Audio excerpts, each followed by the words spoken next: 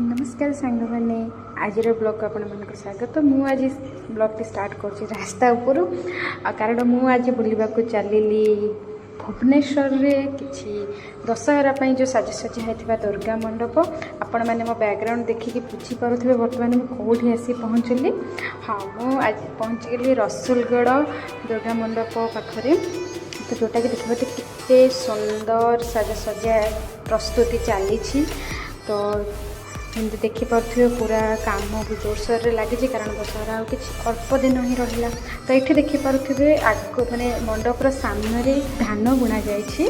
तो जोटा कि धान गछ उठो तो तार कि गोटे अलग रूप ही मिले से तो बहुत सुंदर देखा जाउची दूर देखिए बहुत ग्रीन ग्रीन देखा आग को आहरी ग्रीन देखा तो पूजा टाइम को पूरा सेटा ग्रीनरी हो सारी आ मंडप पूरा प्रस्तुत हो सारी से भी आपन को मैं वीडियो देखी तो एबे केवल प्रस्तुतिर वीडियो ही देखंतु।